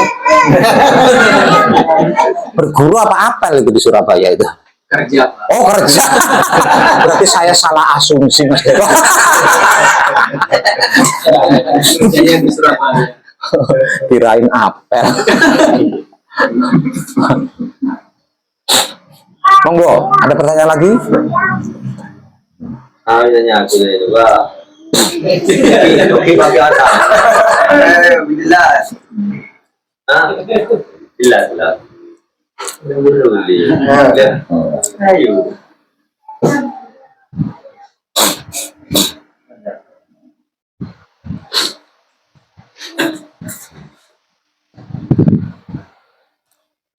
Itu tentang samadhi Ya.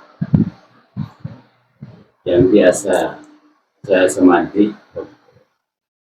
terus menyaksikan apa yang datang itu sudah menyaksikan. Tapi banyak yang disaksikan itu sepertinya saya itu ternyata ke Sowong itu gimana? Ya itu berarti Pak Abdul berhasil diam. Berarti Pak Abdul berhasil diam. Tapi setelah ingat waktu ada itu ingat langsung pelunggu penutup. Nah itu kesadaran. Iya.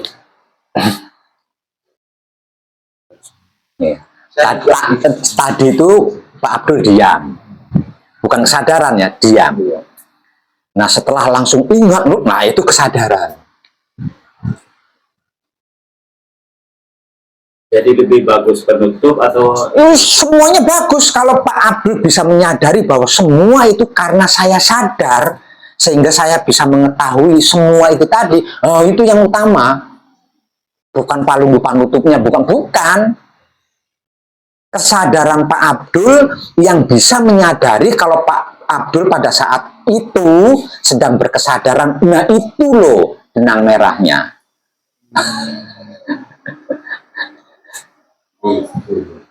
Itu benang merahnya.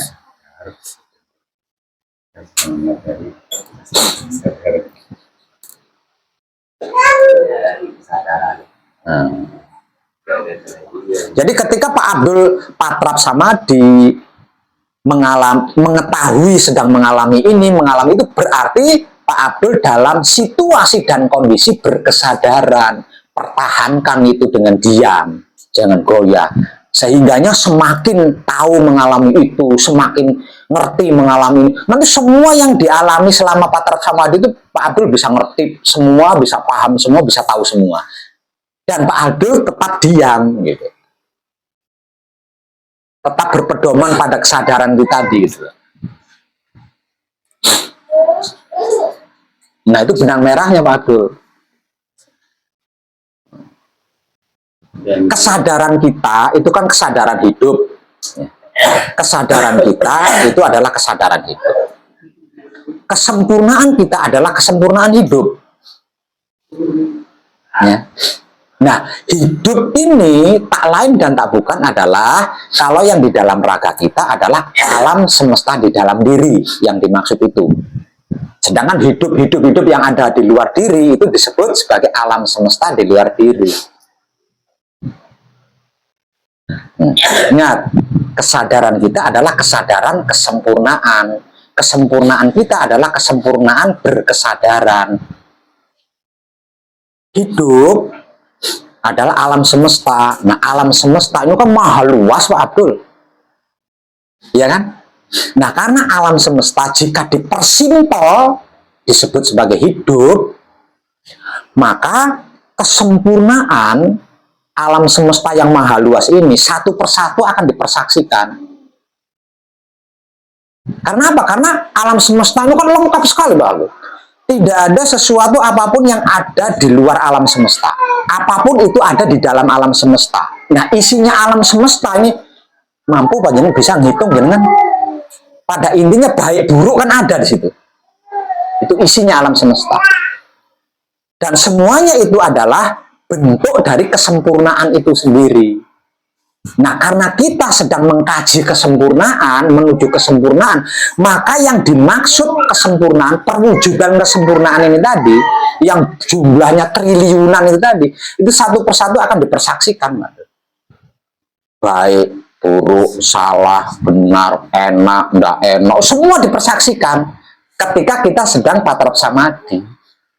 Jadi, bentuk-bentuk kesempurnaan yang jumlahnya triliunan itu tadi, itu hanya untuk disaksikan, bukan untuk diapa-apain, hanya untuk disahadati, bukan untuk aku bersaksi, hanya untuk itu. Jadi nggak perlu di itu, nggak perlu di ini, enggak. Dan ketika kita bisa menyaksikannya, dalam artian mengetahui kalau sedang mengalami, nah itulah yang dimaksud kesadaran. Oke. Semua Pak, semua, tidak ada yang tidak ada. Semua akan dipersaksikan kepada kita satu persatu yang namanya sempurna ini tadi. Karena sempurna itu kan komplit, lengkap. Kalau kurang satu aja nggak sempurna, bukan sempurna. Nah itu harus mau menyaksikan semua itu. Harus mau. Nah, bukti maunya kan diam itu tadi.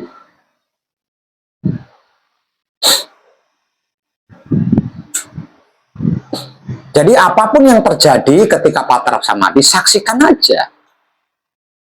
Dan ketika panjenengan bisa menyaksikan, nah itulah kesadaran. Kalau panjenengan nggak bisa menyaksikan, berarti jenengan ngelamun, kesadarannya hilang itu, atau tertidur gitu. Nah, kalau panjenengan bisa menyaksikan, berarti panjenengan tidak tertidur, tidak melamun. Panjenengan dalam kondisi berkesadaran, makanya bisa menyaksikan apa yang panjenengan alami. Nah, itu jangan terpengaruh, apalagi sampai mengikuti. Jadi misal contoh sedang samadhi, otaknya berpikir baik, jangan terpengaruh, apalagi mengikuti kebaikan itu, terlebih melakukan kebaikan itu. Contoh lagi, ketika bersamadhi, otaknya berpikir buruk, jangan terpengaruh oleh keburukan yang sedang dipikirkan oleh otak kita, apalagi mengikuti, terlebih lagi melakukan. Ingat, sedang patrap samadhi, dan itu hanya perwujudan kesempurnaan yang sedang dipersaksikan kepada kita satu persatu. Jadi bukan diapa-apain, kecuali kita sedang tidak patrap samadhi, otak kita berpikir baik, lakukanlah kebaikan. Ini sedang patrap samadhi. Itu loh Pak Abdul. Ya, jadi nggak diapa-apain. Jadi cukup disaksikan dengan kesadaran. Nah, kalau panjenengan bisa menyaksikan, dalam arti mengetahui panjenengan mengalami itu, mengalami ini, nah itu namanya kesadaran. Jadi digenggam yang kuat itu.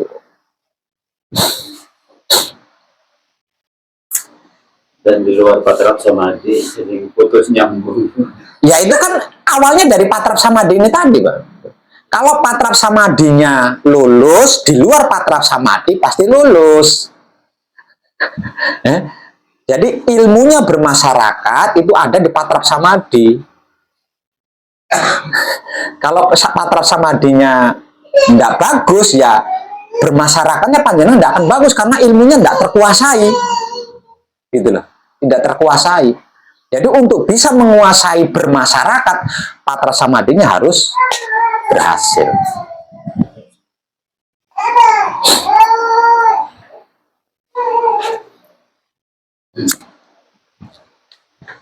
Ada lagi?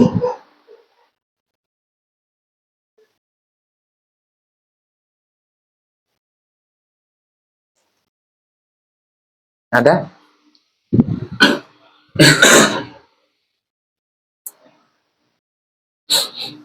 Yang di luar? Pak Gurdi, tanya. Mengulas dari katanya Pak Jul barusan itu karena kesadaran apa yang datang dari pemikiran. Itu ada bahasa saya langsung suwung. Yang dimaksud suwung itu bagaimana? Tidak mengetahui. Nah, setelah mengetahui, mengalami ini, tidak mengalami lagi gitu. Tidak mengalami apa-apa sama sekali. Itu yang dimaksud suwung. Namun bisa mengetahui, berarti mengalami suwung itu kan tetap dalam berkesadaran. Nah, karena mungkin Pak Abdul kurang paham di situ, nah sehingganya empat anasir ini kan berupaya menyelamatkan, berupaya menyadarkan ya. Jadi isinya raga kita itu cinta kasih sayangnya luar biasa terhadap raga ini. Mereka berlima itu tidak rela raga ini mengalami celaka, mengalami sakit, mengalami sesat, itu tidak rela. Makanya ketika raga ini dianggapnya itu terancam, maka salah satu dari 5 ruh yang jadi isinya raga ini, kita itu akan berupaya menyelamatkan. Ya. Nah, karena di situ Pak Abdul mungkin kurang paham ya. Jadi ketika tidak mengalami apa-apa, itu salah satu ruh di dalam raganya kan berupaya menyelamatkan raga sehingga langsung ingat. Nah, itu. Langsung kembali lagi manusianya. Kata-kata ingat ini berarti kan manusiawinya itu kembali lagi. Padahal di posisi itu kan sudah bukan manusiawi itu, sudah bukan manusia itu. Itu posisi insan kamil kan di situ. Nah, insan kamil ini kan bukan makhluk, bukan manusia. Nah, karena kurangnya pemahaman, maka salah satu jiwa kita berupaya menyelamatkan raga ini, yaitu manusiawinya dikembalikan.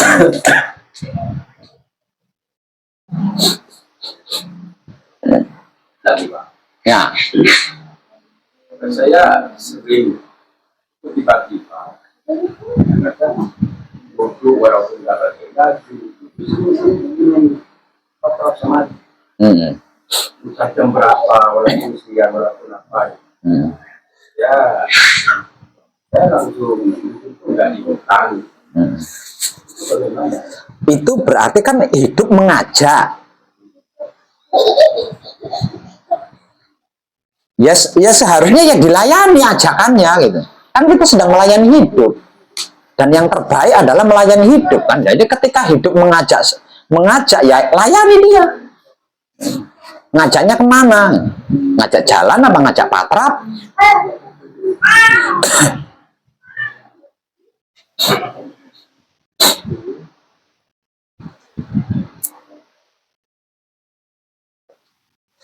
Nah, patrap samadhi itu adalah salah satu pelayanan paling gampang karena dia bersifat pribadi dan individu. Jadi melayani hidup paling gampang adalah patrap samadhi ketika hidup mengajak patrap samadhi. Karena itu bersifat individu dan pribadi. Jadi paling gampang itu. Ya, tidak ada batas-batasan. Iya.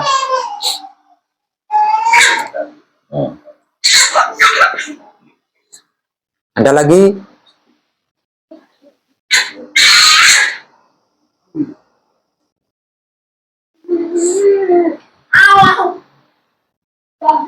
Bisa aja.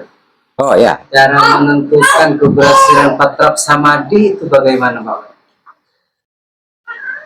Bisa diam itu tadi. Bisa diam. Dalam artian tidak terpengaruh oleh proses-proses yang diketahui kejadiannya. Tidak instruksi, tidak penasaran, tidak bertanya, tidak terpengaruh dengan apapun yang dialami selama patrap samadhi. Itu berarti patrap samadhi ini berhasil. Karena patrap samadhi intinya kan samadhi ya, bukan di patrapnya. Patrap samadhi intinya kan ada di samadhi. Samadhi itu diam. Nah, diam yang dimaksud di sini itu tidak takut, tidak ragu, tidak penasaran. Kalau ada penasaran, ada ketakutan, ada keraguan, nggak akan bisa diam. Itu benang merahnya samadhi. Jadi samadhi itu adalah, samadhi itu kan bahasa Sanskerta. Samadhi itu bahasa Sanskerta. Kalau diterjemahkan, hilangnya sebuah ketakutan atau keraguan atau kebimbangan. Itulah arti maksudnya samadhi. Nah, kalau seseorang tidak takut, tidak bimbang, tidak ragu, pasti diam kan? Nggak ada penasaran, nggak ada ingin tahu atau kepo kan enggak. Nah, itu. Kalau bisa diam, dalam artian tidak terpengaruh oleh kejadian apapun yang dialami selama patrap samadhi, berarti patrap samadhinya berhasil. Diam bukan istilah tidur ya Pak? Diam itu tidak merespon kejadian itu tadi loh. Ya kalau tidur itu bukan diam itu. Kalau maksudnya dia ketiduran dalam patrap samadhi. Nah, itu bukan diam itu. Nah, karena kalau ketiduran kan nggak tahu mengalami ini kan, namanya ketiduran.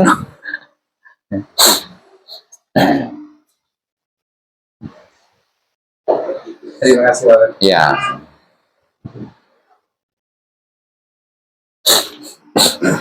Jadi siapapun dia, manakala bersamadhi, karena arti maksudnya samadhi seperti itu kan. Pada intinya adalah menuju kesempurnaan, dan kesempurnaan itu komplit, gitu, komplit. Jadi ketika ada seorang manusia bersamadhi, maka kesempurnaan itu akan menampakkan diri satu persatu akan menampakkan diri atau memperlihatkan dirinya satu persatu. Coba ketika melihat aku sebagai buruk, ayo menghakimi tidak. Ketika aku melihat aku sebagai baik, ayo, nah bagaimana? Ayo, nah, seperti itu. Ini tujuannya seperti itu. Sampai kita tidak menghakimi, tidak menilai, tidak mencela, apalagi penasaran, apalagi takut, enggak. Karena itu hanya sebatas kesempurnaan yang sedang menampakkan dirinya kepada kita, dan itu pencerahan sesungguhnya, pencerahan. Nah, karena itu bersifat pencerahan kan harus disimak baik-baik. Nah, menyimak dengan baik itu kan tidak ada yang lebih baik daripada diam kan. Nah, dengan diam itu kita bisa jeli, mengetahui kejadian-kejadian itu kita bisa real sekali, dan itu akan menjadi ilmu buat kita.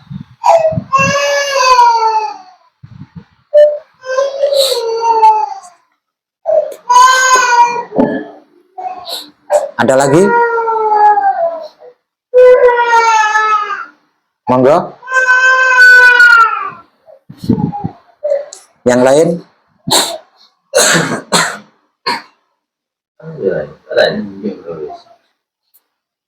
Paham. Awas paham-paham. Paham harus dicari. Nanti paham-paham, saya kan seorang pengabdi yang sedang melayani alam semesta. Tetanggaku suami sedang kerja, istrinya sendiri. Aku kan pelayan, aku layani lah. Awas kau. Enggak, Pak. Enggak. Awas saja. Iya.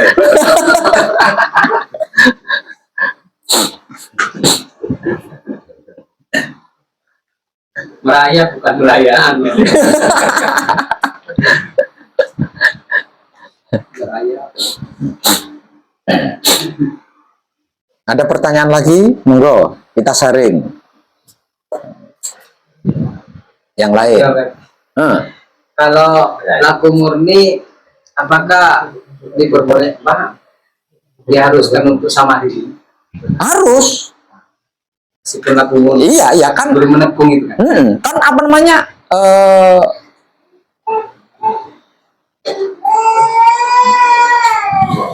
Penegasan kemurniannya kan ada di Patrap Samadhi itu, bukan di bermasyarakatnya, ada di Patrap Samadhi itu. Jadi intinya di dalam laku murni, entah itu ketika Patrap Samadhi atau di luar Patrap Samadhi, kalau panjenengan jujur itu murni, karena aslinya manusia itu kan jujur. Salah satunya itu panjenengan apa saja rela, apa saja tidak menilai, itu sudah murni itu. Jadi yang dimaksud murni itu seperti itu. Murni itu menjadi manusia seutuhnya. Itu maksud murni. Murni itu asli. Nah, manusia seaslinya manusia, seaslinya seutuhnya manusia itu kan ya ada kalanya pusing, ada kalanya enggak. Nah, itu harus rela mengalami itu. Ada kalanya berpikir baik, ada kalanya berpikir buruk. Itu harus rela karena itu aslinya manusia gitu. Bukan dewa. Kalau dewa ya tidak mungkin berpikir buruk kan. Nah, ini aslinya manusia itu. Nah, itu harus kita terima bahwa itu bagian dari diriku. Jadi kita harus pasrah gitu ya. Ya, bukan pasrah, menerima. Menerima. Bahwa itu adalah bagian dari diriku. Ada kalanya berego, ada kalanya enggak. Ada kalanya arogan, ada kalanya enggak. Itu bagian dari diri kita. Bukan dirinya orang lain. Kalau kita tidak mau menerima, ya kita tidak bisa sempurna. Kurang. Nah, dan menghadapi penerimaan dari semua itu kita harus jujur, terbuka. Nah, itu murni namanya itu. Ketika bersamadhi panjenengan bisa seperti itu, ya itu berarti panjenengan berhasil di dalam kemurnian itu berhasil. Ketika bermasyarakat panjenengan bisa seperti itu, ya berarti laku murni panjenengan berhasil. Nah, nanti akan ada dorongan untuk cepat menyelesaikan laku murni itu. Jadi semakin panjenengan bisa seperti itu, semakin kuat dorongan untuk menyelesaikan laku murni. Terima kasih, Bapak. Siap. Yang lain? Wahyu, adanya nih.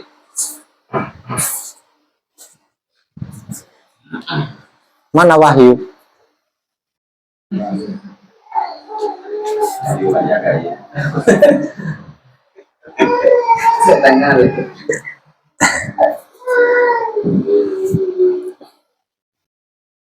Ya, ada lagi? Ungkapan bahwa Oke. karena saya mantan kiai. Nah, Pak Abdul. Masa seburuk itu sih Pak Abdul? Itu mantan kiai itu buruk banget loh. Masih mending mantan preman kan? Karena perjanjian saya dan pelajaran dari awal supaya ditaruh dulu.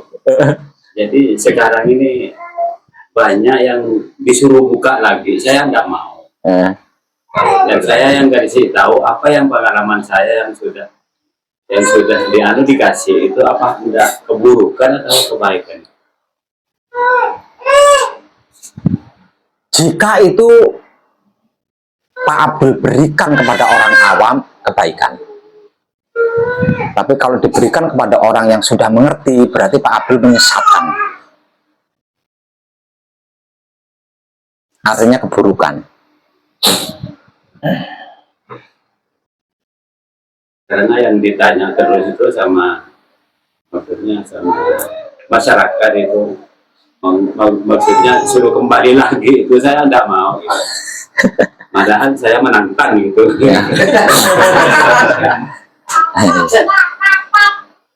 Ya artinya kan di situ Pak Abdul kan mempertahankan jati diri kan ya, mempertahankan jati diri bahwa sesungguhnya jati diri saya itu seperti ini.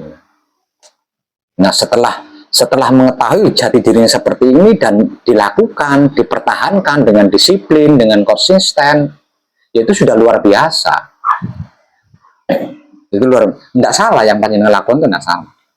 Memang seharusnya seperti itu. Memang seharusnya seperti itu. Ya seperti saya sendiri kan ya tidak jauh beda dengan Pak Abdul kan. Semuanya kan saya tinggalkan. Namun bukan berarti mantan. Saya tinggalkan, bukan mantan Pak Abdul. Tinggalkan. Bukan mantan. Sampai sekarang ini siapa yang mau pelajaran sesat suruh datang ke Patapaan Putro Segoroman. Wah itu jantan banget itu. Itu jantan banget. Ya memang seharusnya semua seperti itu. Itu yang namanya yakin itu kan seperti itu kan. Kalau Pak Abdul tidak yakin dengan Wahyu Pancagaya, dengan jati dirinya Pak Abdul, mana mungkin Pak Abdul berani seperti itu kan? Bisanya Pak Abdul berani seperti itu karena Pak Abdul kan tidak ragu dengan jati dirinya kan? Benar-benar yakin dengan jati dirinya. Itulah yang dimaksud iman secara umum. Jangan buka kebiasaan.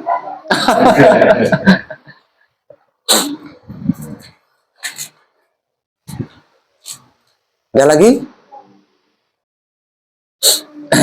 Supaya durasi videonya tidak terlalu panjang seperti di Jombang tadi ya. Kemarin, kadang di Jombang kemarin 2 jam lebih. Waduh, nguploadnya sehari semalam nggak selesai. Jadi supaya durasi videonya tidak terlalu panjang, nanti diupload ke YouTube juga nggak kesulitan. Maka kadangan kita malam ini di Bangkalan Madura saya cukupkan sampai di sini. Terima kasih dan tercerahkan kita semuanya. Selebihnya tidak direkam gitu maksudnya. Oke.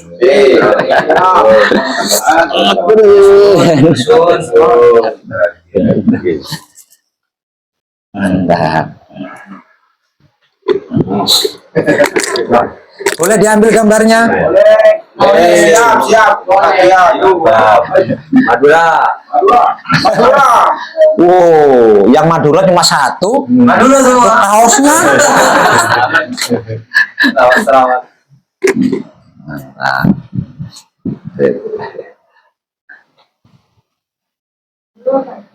Oke, matur suwun. Selamat.